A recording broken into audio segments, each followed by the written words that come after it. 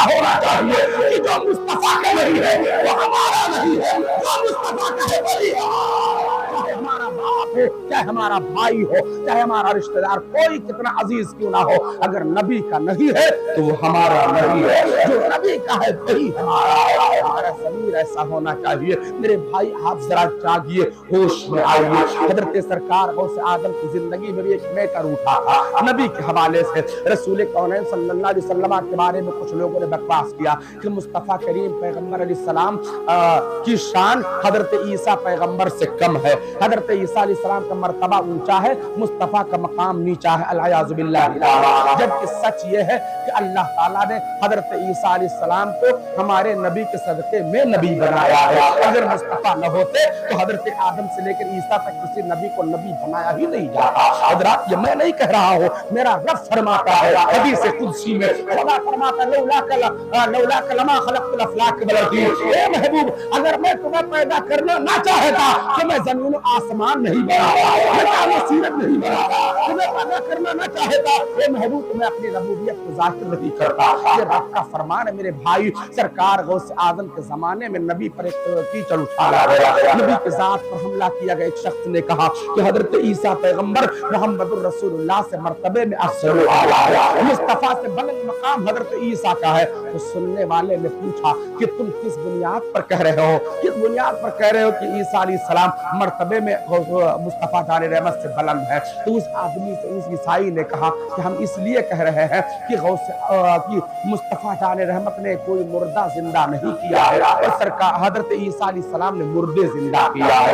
سنیے دلیل اس نے کیا رکھا، عیسیٰ پیغمبر مردے زندہ کر دیتے تھے اور مصطفیٰ جان رحمت نے مردے زندہ نہیں فرمائے، اس لیے عیسیٰ علیہ السلام مصطفیٰ جان رحمت سے بلند ہے، ان سے ان کی شان اونچی ہے۔ حضور سرکار غوث اعظم رضی اللہ عنہ کے دیوانوں، غوث اعظم نے جیسے نبی کی ذات پر یہ حملہ سنا، غوث اعظم بے چین و بے قرار ہو گئے، غوث اعظم بے چین و بے قرار ہو گئے۔ سرکار غوث اعظم رضی اللہ تعالیٰ عنہ ارشاد فرماتے ہیں، اے لوگو میں نبی نہیں ہوں، میں رسول نہیں ہوں۔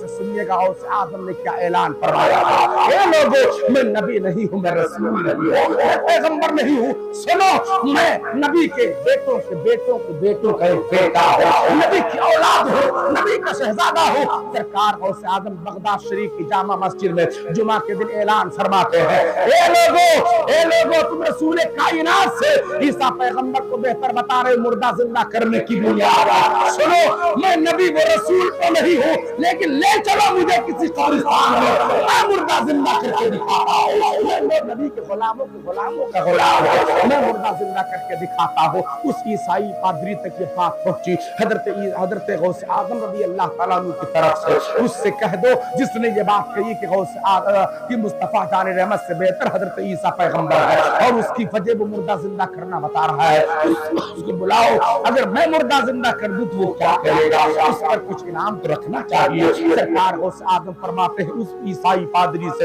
کہ بتا تو نے عیسیٰ پیغمبر کے حوالے سے ایسی باتیں کہی ہے، ہمارے نبی کی شان میں توہین کرنا چاہا ہے، میرے نبی کی شان میں تو نے گستاخی کرنے کا ارادہ کیا ہے، سن توجہ کے ساتھ، میں نبی اور رسول میں پیغمبر نہیں ہوں، لیکن میں جو مردہ زندہ کر دوں تو کیا کرے گا؟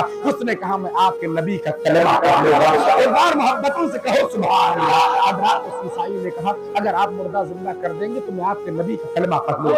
حضور غوث اعظم ہے، جمعہ کا دن ہے، نماز کا وقت ہو گیا، بغداد شریف کی جامع مسجد ہے، غوث اعظم جلالی تیور میں ہے، آپ منبر شریف سے نیچے اترے، کہا لے چلو مجھے کسی قبرستان میں۔ لوگوں نے کہا سرکار نماز کا وقت نکل جائے گا، نماز پڑھا دیجئے، جمعہ کی نماز آپ پڑھا دو، اس کے بعد تشریف لے جائے۔ سرکار غوث اعظم فرماتے ہیں اے لوگوں وقت نہیں گزر سکتا ہے، اللہ نے وقت کی کنجی میرے ہاتھ میں دے رکھی ہے، جب تک میں نہیں چاہوں گا سورج اپنا سفر نہیں کرے گا، جب تک عبد القادر نماز نہیں پڑھائے گا سورج آگے نہیں بڑھے گا۔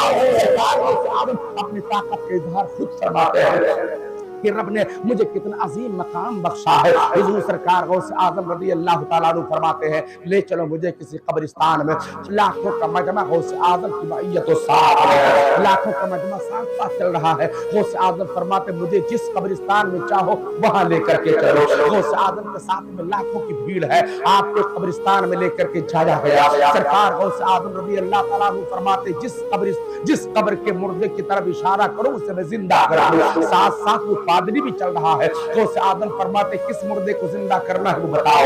یہ بھی بڑی ہوشیاری اور بڑی دانائی سے کام لیتا ہے۔ یہ پادری نے اشارہ کہ بیٹھی بھی پرانی قبر کی جائے۔ ہم آپ دیکھتے ہیں کہ جو قبر پرانی ہو جاتی ہے اس کے تختے سڑ جاتے ہیں اور اس میں دیمک کھا لیتے، کیڑے کھا لیتے، تختے گر جاتے ہیں اور اس کے بعد قبر بیٹھ جاتی، گڈھا ہو جاتا ہے۔ کچھ دنوں کے بعد میں بارش کے حالات سے وہ گڈھا پھر پر ہونے لگتا ہے، بالکل ہلکی سے گہرائی نظر آتی ہے، باقی زمین ہموار ہونے لگتی ہے۔ غوث اعظم رضی اللہ عنہ فرماتے کس مردے کو زندہ کرنا ہے؟ اس نے بڑی ہوشیاری کے ساتھ اشارہ کیا ایک بیٹھی ہوئی پرانی قبر کے گڈھے کی طرف، اس قبر کے مردے کو آپ زندہ فرما دیں۔ سرکار غوث اعظم کے دیوانوں، غوث اعظم رضی اللہ تعالیٰ عنہ نے آج فضل و کمال کا سمندر کھول رہا ہے۔ آج غوث اعظم کا درجہ کرم بڑی تیزی کے ساتھ جھما جھم برس رہا ہے۔ آج غوث اعظم کی نگاہیں پوری طرح دنیا کے لیے کشادہ ہو چکی ہے۔ غوث اعظم نے لوگوں کے لیے کرامت کا دسترخوان بچھا رکھا ہے۔ غوث اعظم فرماتے ہیں یہ لوگوں ایک بات اور سن لو، جس قبر کے مردے کو زندہ کرنے کی بات کہی گئی ہے یہ انسان 100 سال پہلے مرا ہوا ہے، 100 سال سے پہلے پرانا مردہ ہے، 100 سال پرانا مردہ ہے۔ آپ تھوڑی دیر کے لیے ایک بات سوچیں کہ اگر کسی کو مرے ہوئے 100 سال گزر جائے تو کیا اس کا کفن سلامت رہے گا؟ آپ بتائیے۔ ارے اس کے قبر کی لکڑی سلامت نہیں رہے گی، اس کے قبر کی لکڑی برابر نہیں رہے گی۔ قبر کی لکڑی سڑ کے ختم ہو جاتی ہے، گل جاتی ہے، اور جسم کا گلنا تو بڑی دور کی بات ہے۔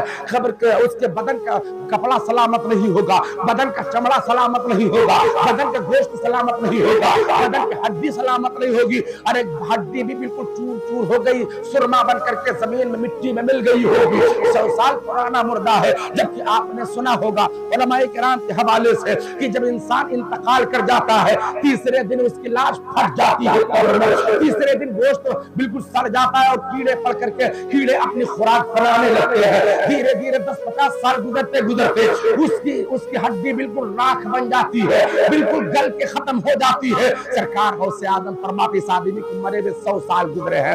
اور سنو، غوث اعظم فرماتے یہ آدمی جب زندہ تھا تو اپنی زندگی میں بین بجا کر پیسے کماتا تھا، اس سے گھر والوں کا پیٹ پالتا تھا، خرچہ چلاتا تھا۔ اے پادری ایک بات بتا، یہ انسان جب اپنی قبر سے اٹھے تو ایسے اٹھ جائے یا کہ بین بجاتا ہوا